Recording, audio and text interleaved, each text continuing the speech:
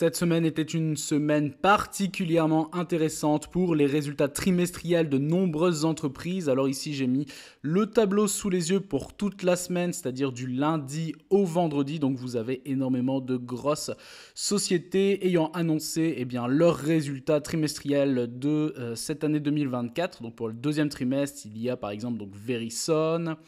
Vous avez eu également Comcast, Visa, Texas Instruments, Coca, Alphabet, donc Google, Spotify, Tesla, UPS, West Management, AT&T, Ford, IBM, Nextera Energy, American Airlines, ABV, Hasbro, Honeywell. Je vous cite les plus importantes, bien entendu, ici T. Rowe Price, 3M également, Bristol Myers Squibb. Mais avant de démarrer, petite intro.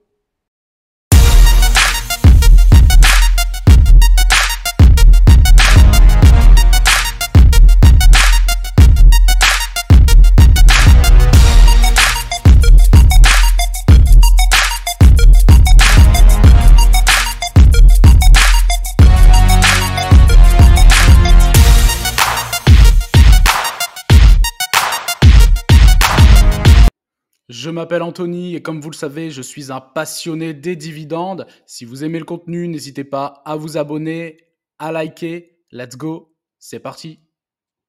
On commence ici donc avec Coca-Cola qui a publié donc ses résultats du deuxième trimestre 2024 et l'entreprise relève donc ses prévisions pour l'ensemble de l'année. Donc c'est déjà quelque chose de plutôt positif. Donc vous pouvez retrouver les résultats de l'entreprise qui ont été publiés forcément sur le site officiel donc de Coca, mais également sur les différents sites financiers qui relayent l'actualité de la finance en général et des multinationales, comme par exemple ici donc Yahoo Finance. Alors on commence ici, donc concernant les revenus nets, ceux-ci ont augmenté de plus 3%. Le résultat d'exploitation a augmenté lui également de plus 10%. La marge d'exploitation qui s'élevait à 21,3%, donc elle a également augmenté par rapport à l'année précédente qui était de l'ordre de 20,01%. Le BPA, c'est-à-dire le bénéfice par action, a lui baissé de 5%, passant à 0,56 centimes de dollar. Concernant ici le flux de trésorerie, celui-ci donc s'élève à 4,1 milliards de dollars et donc il y a une baisse de quasiment 516 millions de dollars par rapport à l'exercice de l'année précédente. Et donc c'est causé en grande partie par rapport à des paiements d'impôts qui sont beaucoup plus élevés que l'année dernière et des avantages liés au fonds de roulement cyclique de l'exercice précédent. Et le flux donc de trésorerie disponible dans les caisses de Coca s'élève lui à 3,3 milliards de dollars. Donc également une baisse de quasiment 700 millions de dollars par rapport à l'année dernière. Donc finalement ces résultats sont très très cohérents par rapport à la perspective de l'entreprise, surtout par rapport au contexte actuel. Ces résultats finalement démontrent une dynamique qui est continue dans un secteur offrant de nombreuses opportunités de croissance pour Coca. Donc le directeur général de Coca a dit que finalement ils étaient encouragés par des résultats qui étaient quand même positifs pour le deuxième trimestre, qui ont généré donc une solide croissance du chiffre d'affaires et du résultat d'exploitation dans un contexte en constante évolution permanente et extrêmement concurrentielle.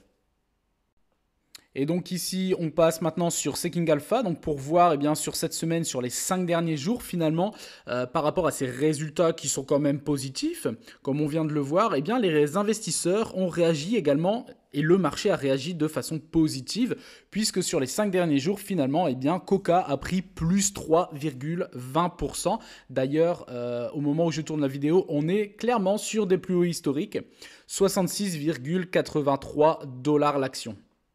Et donc pour terminer, on est ici donc sur des rendements à moins de 3% maintenant, 2,95. Après concernant tout ce qui est sûreté du dividende et croissance, on est très très bon, du 16 et du 13.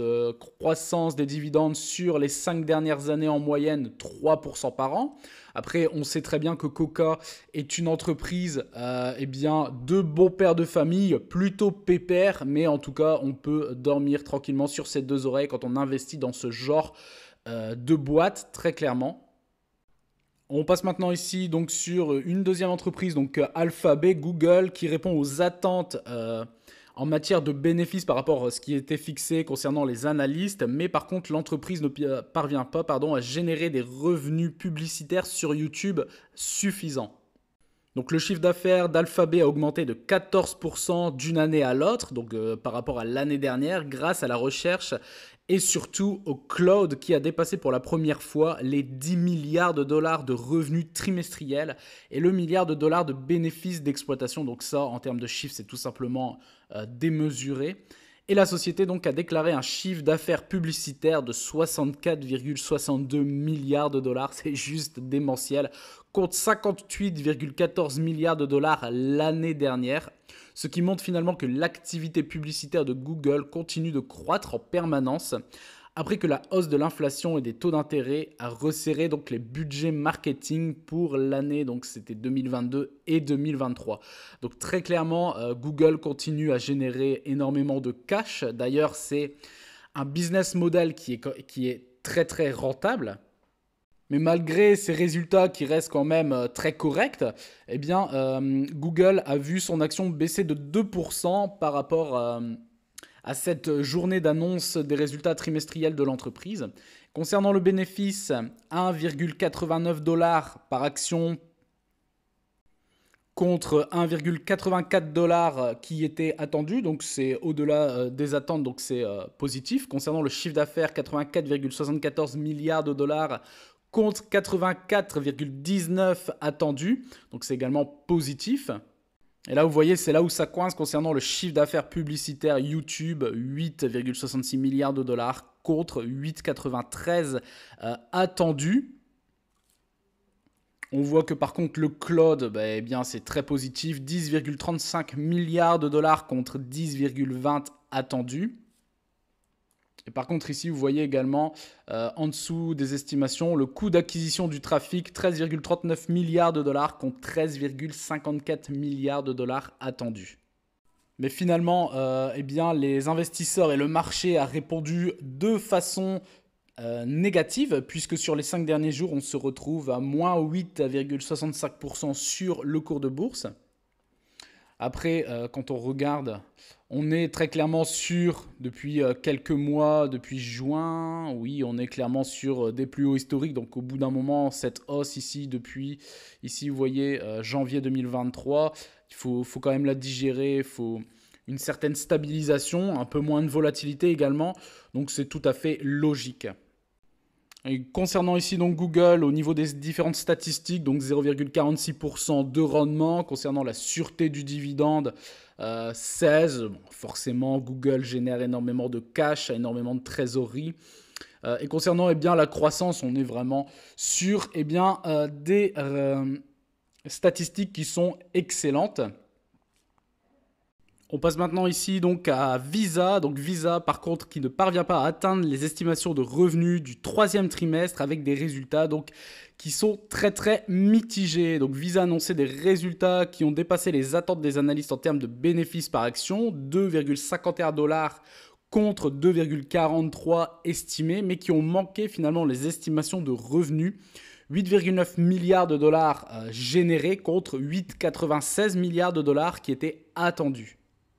Donc suite à ça, vous voyez que sur les 5 derniers jours, le marché, les investisseurs ont réagi à la baisse, puisque sur les 5 derniers jours, on est à moins 2,5% sur le cours de bourse.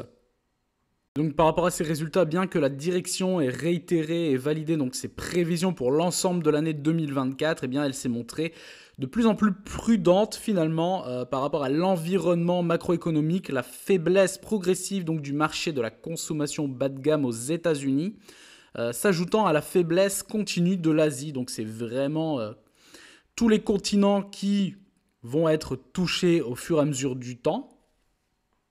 Et donc par rapport à ça, certains analystes revoient leurs objectifs de prix haut à la baisse, puisqu'ils sont passés de 300 dollars à 290 à moyen terme. Et ici, concernant les autres statistiques, donc on est sur un rendement faible, bien entendu, puisqu'en termes de prix, on reste quand même sur des prix qui sont quand même assez élevés. Et donc ici le rendement est de l'ordre de 0,82%. Donc je rappelle, le rendement, eh bien, c'est le dividende versé par rapport au cours du cours de bourse, du prix pardon, du cours de bourse de Visa à l'instant T, donc 2,08 $ par 254 $ actuellement, ce qui fait un rendement de 0,82. Et donc vous voyez, concernant la sûreté du dividende, c'est pareil, Visa c'est une société qui génère énormément de cash. Concernant la croissance, elle a baissé légèrement, bien entendu, par rapport au plus haut qui avait été atteint en mars 2024 aux alentours des 290 $ l'action. La croissance par contre du dividende calculée sur les 5 dernières années est quand même impressionnante, 16% par an en moyenne d'augmentation. C'est quand même excellent. Et on va terminer ici avec UPS qui chute après l'ouverture par rapport aux résultats du deuxième trimestre qui sont également inférieurs aux attentes. Alors très clairement, le jour de l'annonce, le cours de bourse a pris quand même assez cher, moins 10% sur l'ouverture, puisque UPS a publié donc des résultats inférieurs aux attentes pour le deuxième trimestre et a donc légèrement réduit sa prévision de chiffres annuels pour l'année 2024.